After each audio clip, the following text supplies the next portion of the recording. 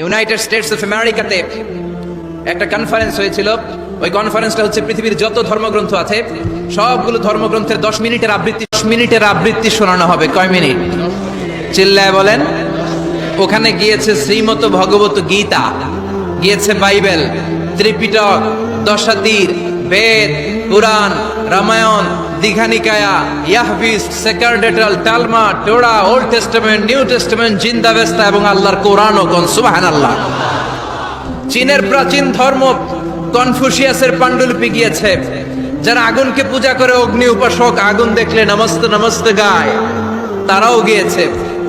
10 minute করে সময়। এই কনফারেন্সের উদ্দেশ্য হচ্ছে এইটা চেক করা, in order to check which book, which recitation of the holy book is the most excellent recitation ever. কোন বইয়ের আবৃত্তিটা বেশি সুন্দর লাগে। 10 মিনিট করে সময়। সব ধর্মের ধর্মীয় কিতাবের শায়েকরা, গুরুরা, ধর্ম নানকরা আর ফাদাররা আর কারীরা বসেছে। বিচারকের সামনে 2টা বাটন, একটা গ্রিন বাটন, একটা রেড বাটন, একটা সবুজ বাতি, একটা লাল বাতি। আবৃত্তির সময় 10 মিনিট। চিল্লায় বলেন কয় মিনিট? সবুজ বাতিতে চাপ দিলে আবৃত্তি শুরু, রেড বাটনে চাপলে আবৃত্তি শেষ। প্রথমে ডাকা হয়েছে শ্রীমত ভগবত গীতা। 10 মিনিটের জন্য যে পড়তে শুরু করেছে, ওম নমো ভগবতি বাসুদেবায়। 10 মিনিট পড়েছে। পড়ার পরে বিচারক রেড বাটনে প্রেস করেছে, সময় শেষ, নেমে গিয়েছে। এরপরে ডাকা হয়েছে ত্রিপিটক, বিনয় পিটক, শাম পিটক, অভিধর্ম পিটক মিলে 3টা পিটক। এটা বৌদ্ধ ভাইদের কিতাব। এরা বলে ওম শান্তি, ওম শান্তি। আসলে মিয়ানমারে ওরা যা করছে ওদের বলা দরকার ওম অশান্তি, ওম অশান্তি। ওরা বুদ্ধাং শরণং গচ্ছামি, ধাম্মাং শরণং গচ্ছামি পড়তে পড়তে 10 মিনিট শেষ, চলে গেল। এরপরে ডাকা হলো দশাতীর, দশাতীরের ওরাও পড়লো। এরপরে ডাকা হলো গ্রন্থ সাহেব, পড়লো। জিন্দাবেস্তা পড়লো 10 মিনিট। এরপরে ডাকা হলো ভ্যাটিকান সিটির পোপকে। গত মাসে পোপ আসছিল না? এই পোপের আগের পোপ, তাকে ডাকা হলো to recite the Holi Bible for 10 minutes. 10 মিনিটের জন্য বাইবেল পড়তে আসেন। উনি এসে ওনাদের বাইবেল পড়ে গেল 10 মিনিটের জন্য। ওনার বাড়ি হচ্ছে ভ্যাটিকান সিটিতে, ইটালির রোমের মাঝখানে স্বায়ত্তশাসিত একটা আলাদা দেশ আছে। ওইখানে শুধু পোপরা থাকে, যারা বিয়ে টিয়ে না করে খ্রিস্টানদের ফাদার, প্রোটেস্ট্যান্ট, অর্থোডক্স আর রোমান ক্যাথলিক, ওরা সেইখানে রাজ্য স্থাপন করেছে। গোটা বিশ্বের খ্রিস্ট ধর্মকে তারা চালায়। তারা 10 মিনিট সব ধর্ম গ্রন্থের আবৃত্তি এবং তেলাওয়াতের পরে সর্বশেষে মুসলমানদের ধর্মগ্রন্থ কোরআন আবৃত্তি করার জন্য ডাকা হয়েছে। এসেছে মিশরের কারি আব্দুল বাসিত ইবনে আব্দুস সামাদ। যারা ওনার তেলাওয়াত শুনেছেন দেখবেন উনি তেলাওয়াত করে আবার সময় নেয়, আধা মিনিট শ্বাস নেয়, আবার লম্বা দম নিয়ে তাল লয় নিয়ে টান দেয়, আবার পিছন থেকে টান দেয়। তাকে ডাকা হলো now the representative of Muslim community Abdul Basit Ibne Abdus Samad will now recite the holy book Quran for 10 minutes. মিশর থেকে আসা মুসলিম জাতির প্রতিনিধি তাদের ধর্মগ্রন্থ কোরআন নিয়ে এবার 10 মিনিট তেলাওয়াত করবে। কয় মিনিট?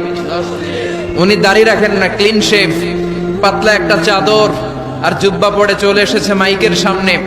এসে আউযু বিল্লাহি মিনাশ শাইতানির রাজীম বলে টান দিয়েছে। সময় কয় মিনিট? উনি সূরা ফাতিহা পড়তে সময় নিয়ে নিছে 13 মিনিট। শ্রীমত ভগবত গীতাওয়ালারা হাততালি দেয়, সময় শেষ, কোরআন গেছে। কিন্তু কি আজীব তামাশা, বিচারক তো লাল বাতি চাপে না।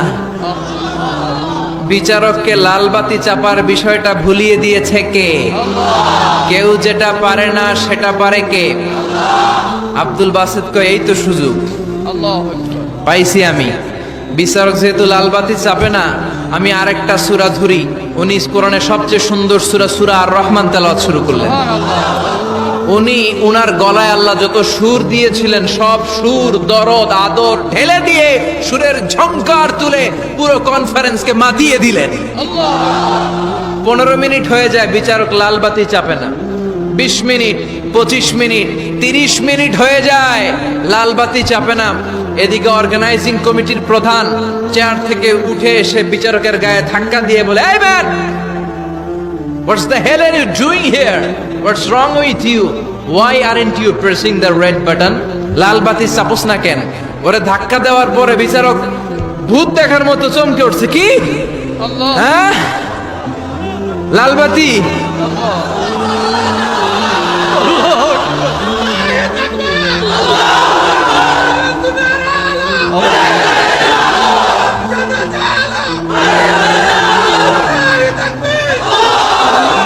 অর্গানাইজিং কমিটির চেয়ারম্যান যখন ধাক্কা দিছে, why aren't you pressing the red button? তুমি লাল বাতি চাপো না কেন? বিএমডি খেয়ে উঠছে লাভ দিয়ে, কি হ্যাঁ লাল বাতি, নীল বাতি, কোন বাতি, কোন বাতি? হুশ নাই, ওর হুশ নিয়ে গেছে কে? আবার যখন আব্দুল বাসেদের তেলাওয়াতের দিকে তাকায় আবার বেহুশ। না পেরে বিচারক দাঁড়িয়ে বলে, ও আব্দুল বাসেদ ইবনে Abdus Samad, come from Egypt, there is no time limits for you, recite as much as you wish.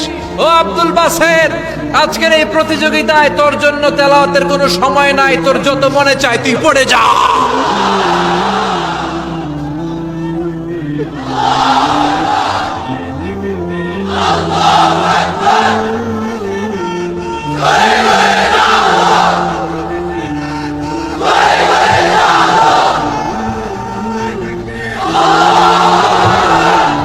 চল্লিশ মিনিট সময় ধরে গোটা মুসলিম বিশ্বের অহংকার, মিশরের সবচেয়ে বড় কারি আব্দুল বাসেদ ইবনে আব্দুস সামাদ গলার সব দরদার সুর উজাড় করে কনফারেন্স রুমে সূরা আর রহমান তেলাওয়াত করলেন।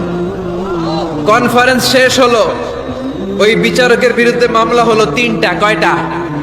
যেহেতু আন্তর্জাতিক কম্পিটিশন, আন্তর্জাতিক আদালতে মামলা, সুইজারল্যান্ডের দি হেগে মামলা। হ্যান্ডকাফ পরিয়ে বিচারককে নেওয়া হয়েছে। মাননীয় আদালত বলে, why made you partiality between the books? You have given to Bible 10 minutes. You have given to Srimata Bhagavata Gita 10 minutes. You have given to Tripitaka 10 minutes. Why have you given extra 30 minutes for Quran? সব ধর্মগ্রন্থরে 10 minute দেওয়ার কথা, বাইবেলরে দিলি 10, শ্রীমত ভগবত গীতারে দিলি 10, ত্রিপিটকরে 10, কোরআনরে অতিরিক্ত 30 minute, মানে আগের 10 আর 30 মিলে 40 minute দিলি কেন? বিচারক বলে, অনারেবল জাজ, I have a humble question to you. মাননীয় আদালত, আমার একটা বিনয়ের প্রশ্ন আছে। আদালত তো টাসকি খেয়ে গেছে, কি রে আমার এবার প্রশ্ন করে কেন? বিচারক বলে, আমার প্রশ্ন হচ্ছে, বিচারক তো আমি নিজে হই নাই, জাজ তো আমারে আপনারাই বানাইছেন।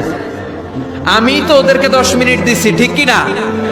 আমি তো বাইবেলের 10 মিনিট দিয়েছি। এর কারণ, যখন বাইবেল পড়তে এসেছে আমার হুশ আছে, আমার সময়ের জ্ঞান আছে, আমি সময়ের টাইম ধরে বসে আছি, আমার হিতাহিত জ্ঞান আছে, আমার নার্ভাস সিস্টেম ওকে। 10 মিনিট শেষ, আমি রেড বাটনে চেপেছি, উনি নেমে গিয়েছে, বাইবেলকে ডেকেছি, বাইবেল শেষ, শ্রীমত ভগবত গীতাকে ডেকেছি, গীতা শেষ, ত্রিপিটককে ডেকেছি। কিন্তু এই মিশরের কারি আব্দুল বাসেদ জুব্বা একটা পরে কোরআনটা হাতে নিয়ে মাইকের সামনে এসে কি যে বলে একটা টান দিল, ওই টান দেওয়ার সাথে সাথে আর আমার হুঁশ নাই। আমি কি সাগরের উপর, নাকি মহাশূন্যে, নাকি জমিনের অতল গহ্বরে? আমি কোথায় বসে আছি, আমি কোথায় দাঁড়িয়ে আছি, আমি নিজেই জানি না। আমার সময়ের কোনো জ্ঞান নাই, আমার হিতাহিত বুদ্ধি নাই, আমার নার্ভাস সিস্টেম ফল ডাউন করেছে, আমার শরীরে ভাইব্রেশন শুরু হয়েছে, কাঁপুনি শুরু হয়েছে। মাননীয় আদালত, যখন একটা মানুষের হিতাহিত জ্ঞান থাকে না, যখন একটা মানুষের সময়ে কোনো বিবেক বুদ্ধি থাকে না, যখন কারো নার্ভাস সিস্টেম ফল ডাউন করে, কি এক মন্ত্র সে পড়তে শুরু করলো, আমার হুঁশ সে কেড়ে নিল, আমি কিছুই বুঝতে পারছি না। যখন আমি আমার সাথে নাই, যখন আমার হুঁশ নাই, যখন আমার নার্ভাস সিস্টেম ফল ডাউন করেছে, এরকম একটা পরিস্থিতিতে যখন আমি medically unfit, how can I press the red button? You answer me. কেমন করে আমি লাল বাতি চাপবো তুমি বলো।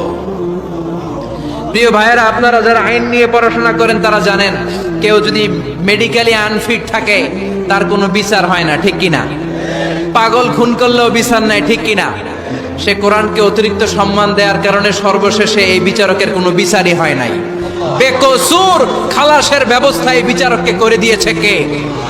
এই জন্য ওই কোরআন ধরতে রাজি আছে মুসলমান, পড়তে রাজি আছে মুসলমান, ওই কোরআনের জন্য মরতে রাজি আছে মুসলমান। অনেক আলোচনা হয়েছে, 3টা কর্মসূচি নিয়ে বিদায় নিতে চাই। কর্মসূচি নাম্বার 1, কোরআন তেলাওয়াত করতে জানতে হবে। রাজি আছেন? যারা জানি না তারা শিখবো। 2 নম্বর কর্মসূচি, মাতৃভাষায় প্রতিদিন কোরআন পড়বো। কোরআনের বঙ্গানুবাদ পাওয়া যায় মোবাইলে, অ্যান্ড্রয়েড সেটে কোরআনের ট্রান্সলেশন পাওয়া যায় বঙ্গানুবাদ। প্রতিদিন একটা আয়াত হলেও আমরা কোরআনের অর্থ পড়বো। 3 নাম্বার, বাঁচিয়ার মরি কোরআনের পক্ষে থাকবো। চিল্লা এখন ঠিক কিনা? এই কোরআন আমাদের প্রাণ, এই কোরআন আমাদের জান। এই বাংলার জমিনে কোরআনের আইন চালু হোক, আমরা চাই কি চাই না? যারা কোরআনের বিরুদ্ধে কথা বলবে ওদের সাথে আমাদের কোনো সম্পর্ক। আল কোরআনের বিরুদ্ধে একটা আইনও বানালে ওই আইন আমরা মানবো না। চিল্লায় বলেন ঠিক কিনা? আমরা এই কোরআনকে বুকে ধারণ করতে চাই। রাজি আছো মুসলমান? হাত তুলে আল্লাহর দেখা।